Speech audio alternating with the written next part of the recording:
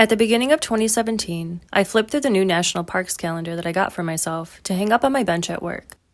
When I came across a photo of Joshua Tree, I immediately thought to myself, I'm going to go there one day. Fast forward to late July, I was at work listening to the podcast that my healer hosted, and he announced that him and a few of his colleagues were hosting a spiritual retreat in Joshua Tree in the coming November. I stopped what I was doing, looked over at the calendar hanging up on my workbench, and saw that it was displaying the picture of Joshua Tree that I landed on earlier that year. I thought to myself, there's no way. I knew right then and there that that was the sign I needed to go, and bought my ticket later that day. Flash forward to October, I had my flights, hotel, and rental car booked. The only thing left was getting the week off from work. Now, I had been at this furniture factory for about 1 year and 10 months, and when I put the request in to take the time off, my supervisor immediately rejected it, stating that it was company policy that I work there for a full 2 years before I was allowed to take a week off. And I'm not talking about a paid week off, just time outside of an occasional sick day. Long story short, I ended up quitting my job.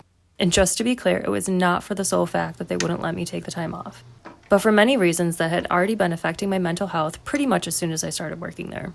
All of which I'm going to be discussing in my next video.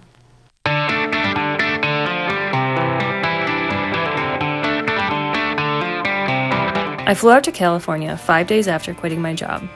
I met up with 14 strangers in a rainbow house in the middle of the desert. I had never done anything like this before, not even summer camp as a kid, so I was super nervous the whole way there. Thankfully, I felt an instant soul connection to everyone who attended. A few people even felt like siblings that I was catching up with after a few decades apart. It was a pretty wild feeling that's kind of too hard to put into words. We spent the next 4 days connecting and getting to know each other. We participated in a bunch of really cool workshops, including yoga, breathwork, numerology, and Kabbalistic healing.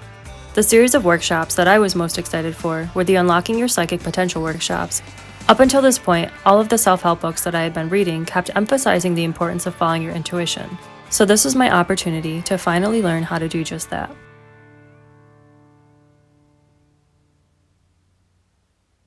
On our 3rd day there, I got to see exactly why I felt so drawn to go to the retreat. Once we returned back to the house after a sound bath at the Integratron, we all got paired up for an eye-gazing exercise, where we were instructed to literally stare into each other's eyes for 20 minutes straight. I ended up getting paired up with Jen, the woman hosting the workshop, and we decided to sit on a Mexican blanket behind a sofa in the backyard. At first we were laughing because it's pretty uncomfortable to hold an extended amount of eye contact with someone you've just met. After a couple of minutes, I wasn't quite sure what I was supposed to be doing exactly. So I kept asking in my head, "Who are you?" over and over, assuming that I was supposed to be receiving psychic impressions about Jen. After about 7 or 8 minutes, I finally let go of trying to control the situation and just softened into the experience. At this point, my peripheral vision began to blur and fade away. Jen's eyes started to look glossy, as if there was a fog or smoky haze forming over them.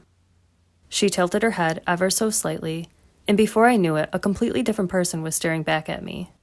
For the first time in over 8 years since she passed, I was now sitting directly across from my grandmother. Her eyes were filled with love, welling up with tears, and all I could hear her say was, "I am here for you.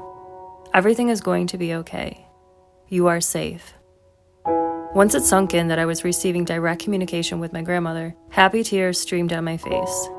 Time stood still as she just smiled at me, encouraging me to lean into the experience and trust what my eyes were seeing.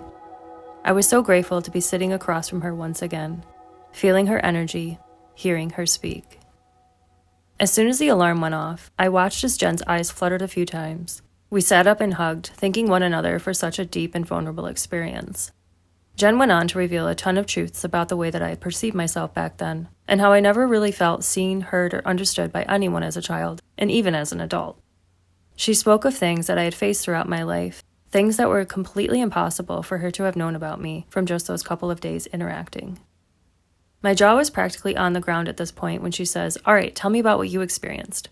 I just looked at her and said, "I'm not sure if I did this right or not, but your eyes turned into my grandmother's eyes." And as soon as those words left my mouth, she bursted into tears and said, "I didn't want you to think that I was summoning spirits, but I kept hearing grandmother the entire time."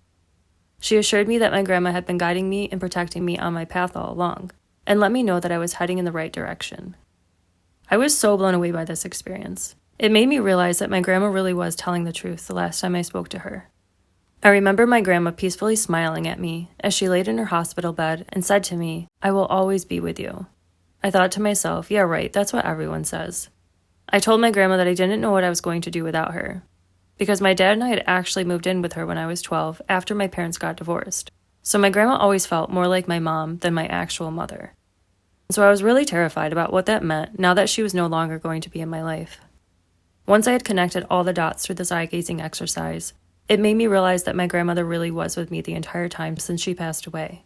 And I felt really guilty for not believing her and not having known that I could have connected with her anytime I wanted all those 8 years past.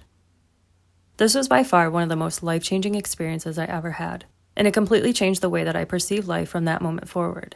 It made me realize that there is so much more to our reality than what meets the physical eye, that there's an infinite amount of unseen forces, realms, and dimensions that make up the existence of our reality.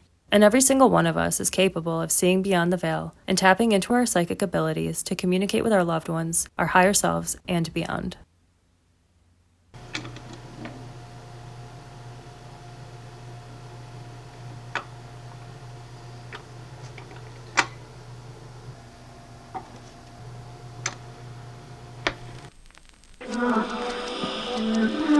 I learned that one of the reasons I felt so lost and depressed for so much of my life was because I was never comfortable being myself.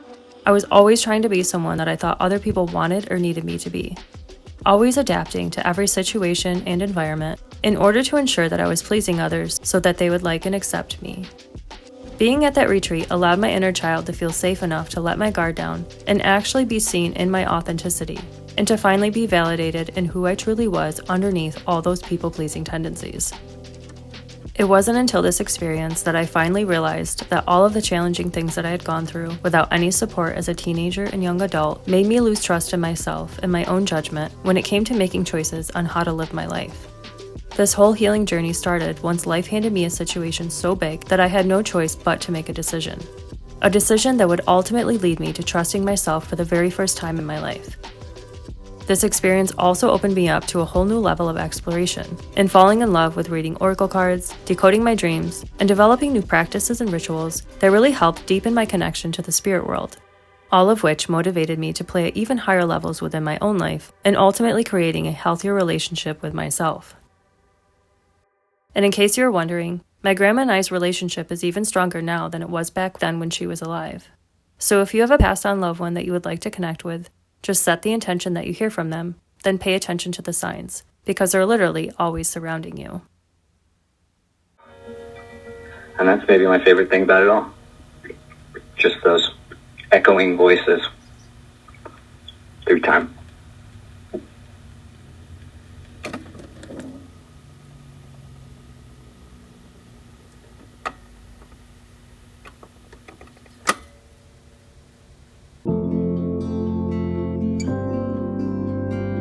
I knew in my bones I was meant to go to Joshua Tree to find more pieces of my puzzle, and I'm so incredibly grateful that I did. Had I not followed the signs that most people would have written off as coincidence, I never would have had the life-changing experience of seeing beyond the veil and developing such a strong belief in a higher power to the point that my faith can finally move mountains. So the next time you feel that nudge to take a leap of faith, jump, because you truly won't regret it.